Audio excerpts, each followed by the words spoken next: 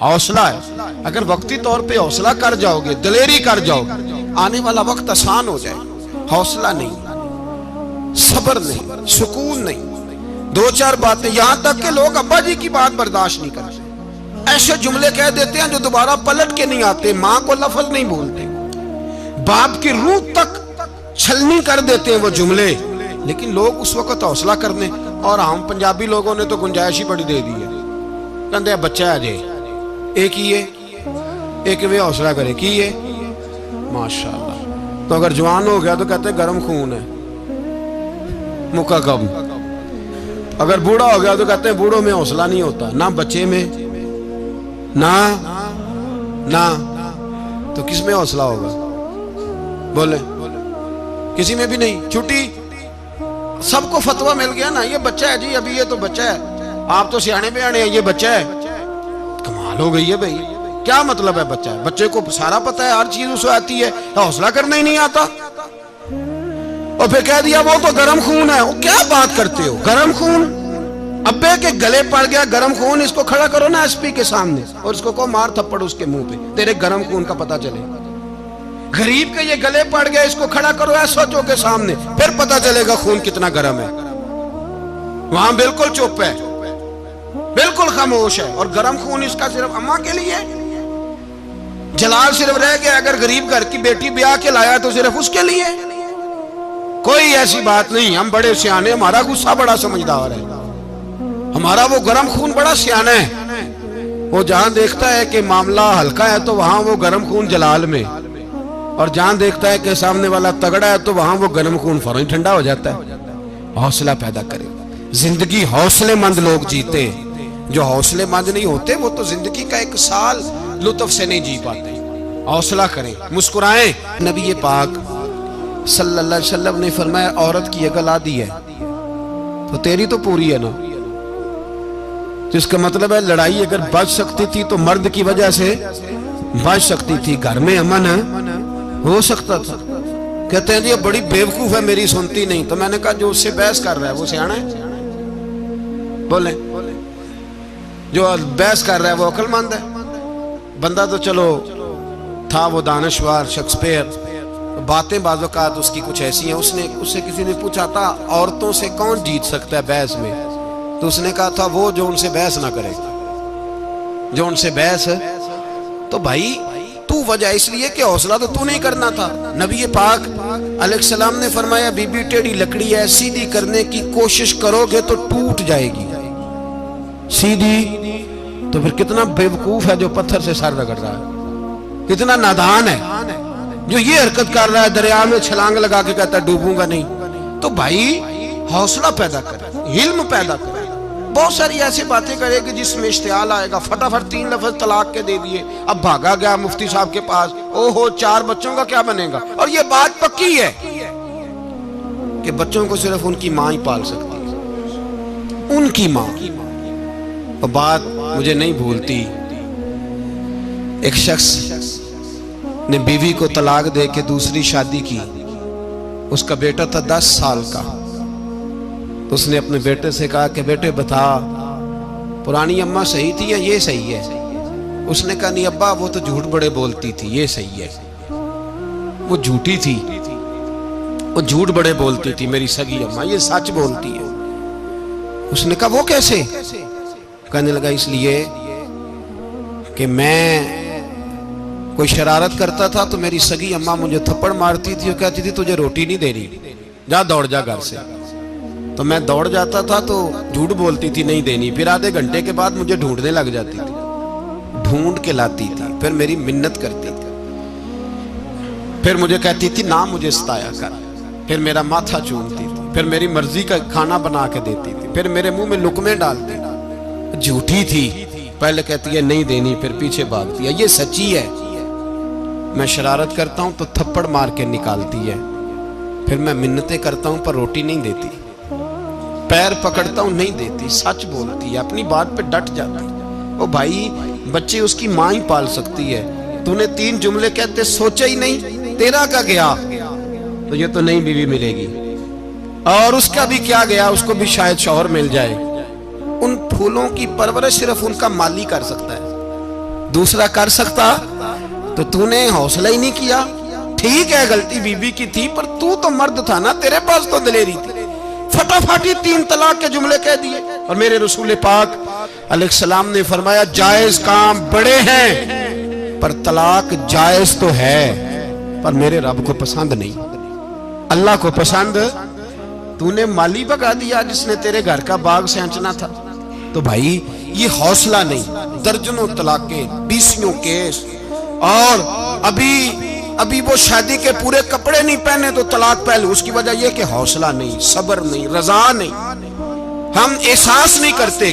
اگر تو یہ سمجھ جائے کہ بس اللہ نے جو میرے لیے بہتر سمجھا مجھے دے دیا، صحیح ہے، میری آزمائش ہے، کیا ہے، کچھ ہے جو اس نے بہتر سمجھا مجھے، اس نے، پھر تو سکھی ہو جائے، تیرے لیے جینا آسان ہو جائے، پھر تو بہت ساری پریشانیوں سے، آزمائشوں سے دور ہو جائے. میرے نبی پاک صلی اللہ تعالی علیہ وسلم نے نا عثمان بن طلحہ، کعبے کی چابی ان کے پاس ہوتی تھی. تو حضور نے ایک دن فرمایا عثمان، اچھا یہ نہیں تھا کہ عثمان خاص لوگوں کو چابی کعبہ کھول کے دکھاتے تھے، بلکہ ان کو قریش کی جانب سے یہ حکم تھا کہ جو بھی تجھے کہے تو نے کعبے کا دروازہ کھول دینا. نبی پاک علیہ السلام نے نا ہجرت سے 2-4 دن پہلے کہا کہ عثمان ذرا چابی دو، میں نے کعبہ اندر سے دیکھنا ہے. بڑے ٹھنڈے دل سے ذرا سننا، ادھر دیکھو میری طرف، ادھر دیکھیے گا ذرا میرے بھائی. میں نے ایک بندے سے کہا یار پانی کی بوتل دینا دکاندار سے. ایک ہے اس نے کہہ دیا نہیں میرے پاس. اس بات کا کوئی غصہ؟ بولیے. اور اگر وہ کہے سارے زمانے کو ملے گی آپ کو نہیں دینی، پھر بولے میرا خیال ہے چپ کر کے ہنس کے آ جائیں گے، سوال ہی نہیں پیدا ہوتا. ہم کہیں گے مجھے نہیں نہ دینی، تو نے تو دکان اٹھا یہاں سے بند کاری سے. کیا مطلب ہے سب کو دینی ہے تجھے نہیں دینی؟ کیا معنی ہے اس کا؟ لے کے جاؤں گا، جھگڑا ہوگا، بحث کریں گے. عثمان بن طلحہ سے حضور نے فرمایا دروازہ کھولو، کعبہ دیکھنا ہے. عثمان کہنے لگا میں ساری دنیا کو دکھاؤں گا، آپ کو نہیں دکھاؤں گا. کتنی سخت بات ہے، پر قربان جائیں رسول اللہ کے حوصلے پہ صلی اللہ علیہ. عثمان کہتے ہیں میں نے یہ بات کی تو نبی پاک مسکرانے لگے، اور میں اچھا نہیں دینی. تو حضور نے نا مسکرا کے اور میری کمر پہ تھپکی دی، فرمایا اچھا یاد رکھنا یہ چابی میں تجھ سے لے لوں گا، اور جس کو میرا دل کرے گا میں اس کو دوں گا. عثمان کہتے ہیں روز رات کو نبی پاک کے یہ جملے میرے کانوں میں گونجتے تھے کہ حضور نے فرمایا. کہتے ہیں جس دن پتا چلا نا نبی پاک 10,000 کا لشکر لے کے آ رہے ہیں، تو ابو سفیان میٹنگیں کر رہے تھے، مکے کے سارے سردار تیاری کر رہے تھے، اور میرے کانوں میں ایک ہی لفظ تھا کہ حضور نے فرمایا میں چابی لے لوں گا، پھر جس کو میں چاہوں گا اسے دوں گا. عثمان کہتے ہیں حد ہو گئی، وقت گزر گیا. حضور آ گئے، طواف فرمایا، اور طواف کے بعد میرے نبی پاک علیہ السلام نے فرمایا بلاؤ نا ذرا عثمان کو. عثمان کہتے ہیں میں چابی لے کے آیا تو دوسرا جملہ کوئی نہیں. ساڑھے نا کوئی بندہ مشورہ دے وے دی نہ منیے تے جے کام مونجو ہو جے نا، جے جو نے مشورہ دیتا سی تے وہ نال ہی غوث پاک بن جاندا ہے. تینوں آکھیا سی نا، فوراً ہی داتا علی اجمیری ہو جاندا ہے. وہ کہندے تینوں پتہ نہیں میں کڈا ولی اللہ، تینوں میں آکھیا سی میں نہ کر. اور بندہ پریشان ہوتا ہے، کام الٹ ہو گیا، اور لاگوں آکھی جاندا ویکھو جی میں تے تانوں پہلوں ہی آکھیا سی. جی عجیب بات ہے، شیخ چلی کی طرح پیچھے پڑ جائے گا، میں نے تو پہلے ہی کہا تھا. او بس کر یار، اب تو خواجہ معین الدین اجمیری ہو گیا، بس کرو. مشورہ ہی ہوتا ہے، کسی کا مل جاتا ہے اور کسی کا نہیں لیا جاتا. فوری طور پہ بندہ اٹھ کے نہ تو ولایت کی 4تھی سیڑھی پہ چڑھ جائے گا، کہے گا میں تو ابدال وقت ہوں، میں کتب دورہ ہوں، میں نے تجھے کہا نہیں تھا. بس کر یار. کئی دفعہ مشورے صحیح ہوتے ہیں، کئی دفعہ صحیح. بولیے. نبی پاک صلی اللہ علیہ وسلم کی احد کے دن خواہش یہ تھی کہ اندر رہ کے لڑنا ہے. جوان صحابہ نے کہا باہر جا کے لڑائی کرنی ہے. حضور نے باہر جا کے جنگ کی، بظاہر مسلمانوں کو شکست ہوئی. حضور نے ایک دفعہ نہیں کہا کہ میں نے تمہیں کہا نہیں تھا اندر رہنا ہے، بس ہو گیا جو ہو گیا.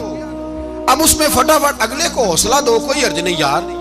نبی پاک سب بولیے صلی اللہ علیہ وسلم، میرے حبیب پاک علیہ السلام نے نا کہا عثمان کو بلاؤ. عثمان آئے تو عثمان کہتے میں نے چابی دی تو میں تیار تھا, میں تیار تھا کہ اب میری بات ہوگی اور رسوائی ہوگی.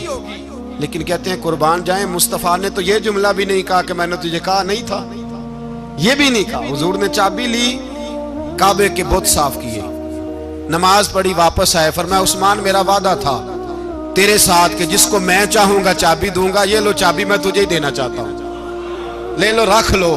عثمان کہتے ہیں وہ چابی نہیں میرے طرف آ رہی تھی, میری طرف ایمان آ رہا تھا. وہ چابی نہیں آ رہی, ایمان آ رہا تھا میری جانب. کہتے ہیں میرے ہاتھوں میں چابی آئی اور میری زبان پہ کلمہ توحید جاری ہو گئی. بھائی تدبر, حوصلہ, صبر, رضا. ہمیں تو ٹائم بھی نہیں گزارنا تھا. گھر کا ماحول, گھر کے اندر رہ کے لوگ دکھی ہیں, اس لیے کہ ہماری طبیعتوں میں حوصلہ نہیں, ایک منٹ کے لیے نہیں, ایک سیکنڈ کے لیے بھی ہم یہ برداشت نہیں کرتے کہ چلو تھوڑا انتظار کریں, وقت کو دیکھیں, موقع کو دیکھیں. میرے نبی پاک علیہ الصلوۃ والسلام پہ اتنی مصیبتیں آئیں کہ پہاڑ پہ آتی تو وہ ریزہ ریزہ ہو جاتے ہیں, لیکن کسی مقام پر بھی حضور علیہ الصلوۃ والسلام شکوہ کرتے نظر نہیں آتے. ہم غریبی کا رونا روتے ہیں, ہر چوتھا آدمی کہتا ہے بڑا غریب ہوں, لیکن میرے نبی پاک علیہ الصلوۃ والسلام نے چوتھے دن کھجور کھائی, سرکہ کھایا ہے اور موٹے بان کی چارپائی پہ آرام کیا. حضرت عمر نے کہا حضور کتنی تکلیف ہے؟ فرمایا عمر کوئی تکلیف نہیں, تھوڑا سا تو وقت ہے, جنت میں جائیں گے, ساری نعمتیں اللہ نے ہمارے لیے تیار کی ہوئی ہے. راضی بالرضا, راضی بالرضا, کوئی کسی قسم کا مسئلہ نہیں. ہمیں آزمائشیں آتی ہیں, تکلیفیں آتی ہیں, بیماریاں آتی ہیں, لوگ چھوٹی چھوٹی بات پر پریشان ہو جاتے ہیں, ذرا ذرا سی بات پر شکوہ کرتے ہیں. میرے رسول پاک علیہ السلام نے فرمایا جب میرا رب کسی کو بیمار کرتا ہے تو 2 فرشتوں کو بھیجتا ہے, جاؤ میرے بندے کی تیمارداری کر کے آؤ. اللہ اکبر, خود رب بھیجتا ہے, جاؤ میرے بندے کی. تو مجھے بتائیے جب اللہ بھیجے تو پھر تندرست خوش نصیب ہوا کہ بیمار؟ جی تندرست پھر خوش نصیب کون ہوا؟ میرے نبی پاک صلی اللہ علیہ وسلم نے فرمایا رب 2 فرشتے بھیجتا ہے, فرماتا ہے پتہ کر کے آؤ میرے بندے کا اس کا کیا حال ہے. حالانکہ اللہ سارا ہی جانتا ہے. فرشتے آتے ہیں, واپس جاتے ہیں, رب کریم پوچھتے ہیں بتاؤ میرا بندہ کیا کہتا تھا. اللہ تجھے سارا ہی پتہ ہے, پر ہم سے پوچھتے تو بتا دیتے ہیں. وہ یہ کہتا تھا کہ میں اپنی رب کی رضا پہ بڑا ہی راضی ہوں. وہ تیری حمد کر رہا تھا, تیری تعریف کر رہا تھا, تیرا شکر کر رہا تھا, تیرے لیے کلمات حمد بیان کر رہا تھا. تو میرے نبی پاک علیہ السلام فرماتے ہیں, اللہ فرشتوں سے فرماتا ہے سنو پھر اگر میں اپنے بندے کو اس بیماری میں شفا دوں گا تو اس تندرستی سے زیادہ اچھی تندرستی دوں گا جو پہلے اسے عطا کی ہوئی تھی, پہلے سے اچھی صحت دوں گا. اور اگر اسے اس بیماری میں موت دوں گا تو پھر مرتے ہی اس کے لیے میں جنت کا فیصلہ فرما دوں گا. بھائی جب تو راضی بالرضا رہتا ہے, راضی بالرضا, بڑی سادی سی بات ہے بھائی. آپ گھر گئے روٹی مانگی تو اگر کسی نے کہا نا کہ اتنی تھکاوٹ ہے ٹائم پہ آیا کریں اس وقت, تو روٹی تو وہ بھی مل گئی پر اس میں لذت, وہ سکون نہیں, وہ سکون نہیں. میری اماں جی سالن پکا کے رکھ لیتی تھی تو روٹی جب بھی کوئی مانگتا تھا تو تازی بنا کے دیتی تھی, ان کی طبیعت تھی. تو میں اکثر ان سے کہتا کہ اماں جی پکا کے رکھ دیا کرو. کہتے تمہیں خوشی نہیں ہوتی جب تمہاری اماں تازی پکا کے دیتی ہے؟ خوشی ہوتی ہے, طبیعت میں خوشی ہوتی ہے. ان کا مزاج تھا, ذوق تھا, تو ہم سمجھتے تھے یار یہ بڑی سعادت کی بات. تو آپ گھر گئے رات کو تو گھر والوں سے کہا روٹی, تو فوراً اٹھے فوراً, اور انہوں نے کھانا تازہ بنایا اور ساتھ یہ بھی کہا باہر سے نہ کھایا کرے بندہ بیمار ہو جاتا ہے. کتنی ٹھنڈک پہنچتی ہے آدمی کے دل کو, سکون ملتا. تو بھائی بیماری تو آپ نے کاٹ لی, لیکن ساتھ کہو ہو بڑا بیمار ہوں, میں نے تو اتنے گناہ بھی نہیں کیے, ظلم بھی نہیں کیا, کسی کو کچھ بھی. اب بیماری تب بھی کٹ گئی, پر بڑی آزمائش. مریض ڈاکٹر کے گلے پڑ رہا, اس کے لواحقین جھگڑے کر رہے, بیماری وہ بھی کٹ گئی. اور ایک بیمار وہ ہے جو چارپائی پہ لیٹا ہے اور کہتا ہے جس طرح میرا اللہ راضی اسی طرح میں بھی راضی. تو بیماری اس کی بھی کٹ گئی. حضرت یونس علی نبینا علیہ الصلوۃ والسلام نے ایک دن حضرت جبریل امین ملنے آئے تو جناب یونس علیہ السلام کہنے لگے اے جبریل, اللہ کے نیک بندوں میں جو اللہ کو اس وقت سب سے زیادہ پسند ہے نبیوں کے بعد, توجہ کرنا بات پر، جو سب سے زیادہ اللہ کو پسند ہے نبیوں کے بعد ولیوں میں، اور سب سے زیادہ اللہ جس کو اللہ کی بارگاہ میں عبادت گزار لکھا جاتا ہے، میری اس بندے سے ملاقات کراؤ۔ تو حضرت جبریل نے جناب یونس علیہ السلام کو ساتھ لیا تو ایک شخص کے پاس پہنچے جو آنکھوں سے اندھا تھا، دونوں ہاتھ اس کے سلامت نہیں تھے اور پورے جسم میں پیپ جاری تھی، ریشہ تھا۔ جب جا کے السلام علیکم کہا نا حضرت یونس نے، اس نے وعلیکم السلام کے بعد پہلا لفظ پتہ کیا کہا؟ اس نے کہا یا اللہ تیرا شکر ہے، یا اللہ تیرا، آپ بھی ادا کریں اللہ کا شکر، یا اللہ تیرا، اللہ تیرا شکر ہے۔ تو حضرت یونس علیہ السلام کہنے لگے تو شروع سے اس طرح کا ہے، نابینا بھی اور ہاتھوں سے معذور بھی اور سارا جسم شروع سے؟